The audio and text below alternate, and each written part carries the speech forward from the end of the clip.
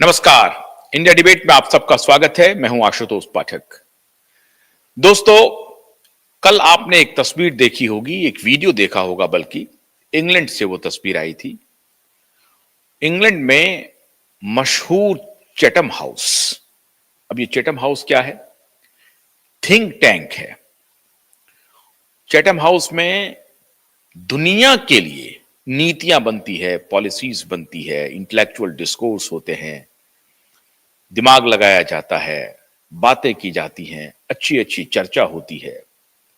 वो एक बड़ा थिंक टैंक है और उसमें बड़े बड़े barrister, professor, scientist, businessman, politician, bureaucracy के लोग, जर्नलिस्ट और बड़े बड़े राइटर्स, प्रोड्यूसर, डायरेक्टर, इस तरह के फिल्म स्टार, क्रिकेट स्टार, ये सब जाते हैं और अपनी अपनी व्याख्यान देते हैं, अपनी अपनी बात रखते हैं।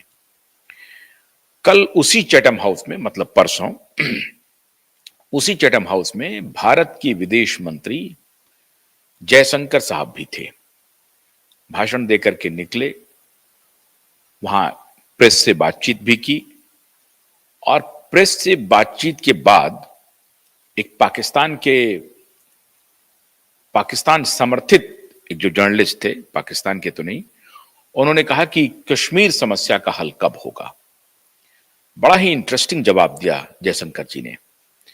कहा कि कश्मीर समस्या का समाधान तो हो चुका है, कश्मीर तो कोई समस्या है ही नहीं, और अगर आपको लगता है कि अभी भी कोई समस्या है तो उसका समाधान हो जाएगा। आधा हमने कर दिया है, 370 वहां से हटा लिया है, एब्रोगेशन ऑफ 370 हो चुका है, 35A भी हट चुका है, और एक समस्या बाकी है जिसको हम लोग जल्द उसका समाधान ढूंढ लेंगे, निकाल लेंगे, और वो समस्या है पाक अधिकृत कश्मीर को कितनी जल्दी हम भारत में मिला पाते हैं। बस यही एक समस्या है और वो जल्द से जल्द होने वाला है। जिस दिन पाक अधिकृत कश्मीर भारत में आ जाएगा, सारी समस्याएं कश्मीर की खत्म हो जाएंगी। कोई समस्या कश्मीर के पास नहीं रहेगा, भारत के पास नहीं रहेगा। स्ट्रेट बातचीत, साफ साफ साफ साफ शब्दों में जो पत्रकार सुनना चाहता था वही उनको सुनाया गया। या अभी तक जो हमारे विदेश मंत्री होते थे या भारत की जो डिप्लोमेसी होती थी उसमें थोड़ा सा डिफेंसिव होते थे कि नहीं, हमारे यहां कोई समस्या नहीं है, ऐसा नहीं है, वैसा नहीं है। साफ साफ इन्होंने कहा कि समस्या तो है ही नहीं, एक समस्या बची हुई है, और वो समस्या है सिर्फ कि पाक ऑक्युपाइड कश्मीर को कितनी जल्दी हम भारत में मिलाते हैं। बस जिस दिन वो भारत का हिस्सा हो जाएगा, उसके बाद से भारत के पास कोई समस्या नहीं रहेगी as far as Kashmir is concerned. ये साफ साफ भारत के विदेश मंत्री इस बार इस प्रकार के विदेश मंत्री हैं जो साफ साफ बयानबाजी करते हैं। इसके पहले आपको याद होगा कि यूरोप में नेटो को लेकर के, रसिया यूक्रेन वॉर को लेकर के इनसे जब सवाल पूछा गया तो इन्होंने कहा कि this is not my headache, this is not India's headache. ये भारत का सरदर्द नहीं है, ये आपका सरदर्द है। आपने युद्ध छेड़ा है, आप युद्ध कर रहे हैं, आप युद्ध में शामिल हैं, भारत को इसमें मत घसीटिए। और कहा कि भारत, जैसे प्रधानमंत्री ने इसके पहले भी कहा है कि भारत न्यूट्रल नहीं है। इसके पीछे का कारण यह है, प्रधानमंत्री ने इसके पहले कई बार यह दोहराया, अमेरिका में भी दोहराया, यूरोप में भी दोहराया, और कई विदेशी फोरम पे जब भी वो जाते हैं, हमेशा, अभी G20 का जो भारत में समिट हुआ था उसमें भी उन्होंने कहा कि भारत न्यूट्रल दुनिया में नहीं है, निरपेक्ष नहीं है, भारत सापेक्ष है और भारत किसी के साथ है। किसके साथ है भारत? तो शांति के साथ है भारत। भारत युद्ध नहीं चाहता है, भारत दुनिया में खून खराबा नहीं चाहता है।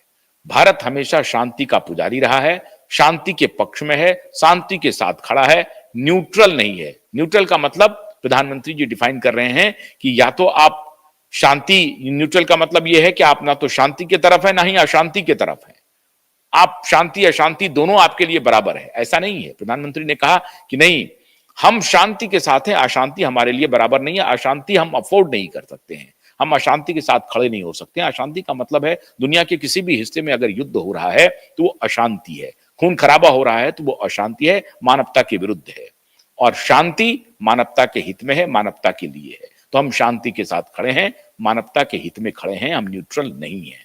स्पष्ट बात प्रधानमंत्री ने भी कही और विदेश मंत्री भी, जहां भी इनको मौका मिला है, ये अपने बेबाक टिप्पणी के लिए पूरी दुनिया में मशहूर है। और अब दुनिया भारत के विदेश मंत्री को और भारत की विदेश नीति को हल्के में नहीं ले रही है।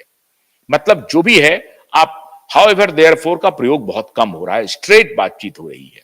इसलिए उन्होंने पत्रकारों को कहा कि पाकिस्तान से हमारा कोई लेना देना नहीं है, हम झंझट नहीं चाहते हैं। हां, पाक ऑक्यूपाइड जो कश्मीर है वो ऑक्यूपाइड बाय पाकिस्तान है, इसलिए वो कश्मीर तो हमारा ही है। हमारे कश्मीर पर तो चर्चा छोड़ दीजिए, वो तो बात गई, वो तो खत्म हो गई बात। अब आपने जो हमारे कश्मीर का एक हिस्सा ऑक्यूपाई किया हुआ है, हम उसे लेने आ रहे हैं और वो हम जल्द ही करने वाले हैं। यह स्पष्ट तरीके से भारत के विदेश मंत्री ने चैथम हाउस में भी खुले रूप से कहा। लेकिन कहानी सिर्फ यहां नहीं है। चैथम हाउस के बाद भारत के विदेश मंत्री बाहर निकले।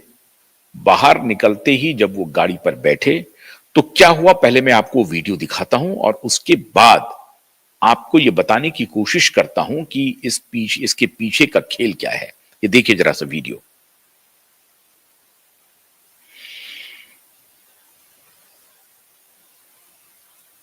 ये चैथम हाउस से वो निकले हैं और ठीक चैथम हाउस के बाहर में जैसे ही वो अपनी गाड़ी में बैठने के लिए गए हैं, वहां पे खालिस्तान समर्थक, माफ कीजिएगा, वहां पे कुछ खालिस्तान समर्थक भारत का तिरंगा हाथ में लेकर के वहां पहुंचते हैं और खालिस्तान जिंदाबाद के नारे लगाते हैं और कुछ अभद्र टिप्पणी भी करते हैं।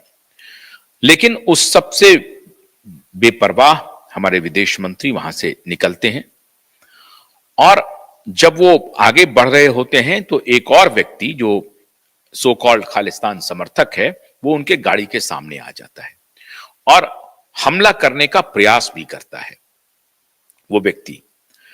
अब इसके पहले इसी लंदन में, इसी इंग्लैंड में पिछले कई वर्षों से एक ग्रूमिंग गैंग है।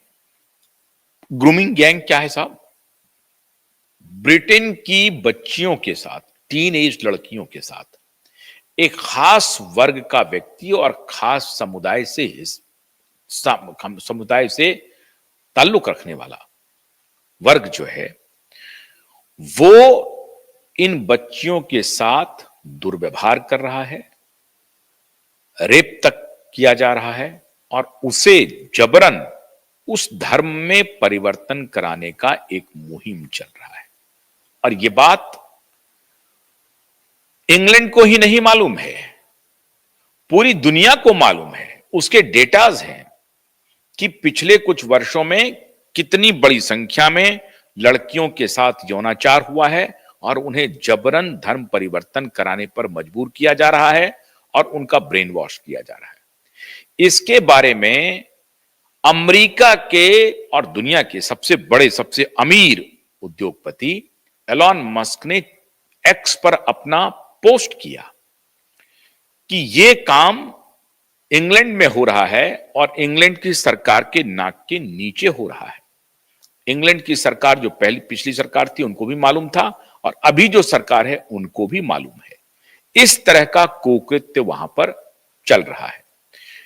इंग्लैंड में इस तरह के सेपरेटिस्ट फोर्सेस को दुनिया के अन्य देशों में कहीं भी उन्माद फैलाना हो, उनके खिलाफ सेपरेटिस्ट माहौल बनाना हो, अलग अलग देशों के लोगों को वहां पर संरक्षण मिल रहा है और खासतौर से पाकिस्तानियों को, खालिस्तानियों को। अब पाकिस्तान और खालिस्तान में क्यों कह रहा हूं? पाकिस्तान का आईएसआई अब अगर इंग्लैंड के इंटेलिजेंस एजेंसी के साथ मिलकर के खालिस्तान सेपरेटिस्ट ग्रुप को वहां पर संरक्षण दे रहा है, तो ये किसकी जिम्मेदारी है?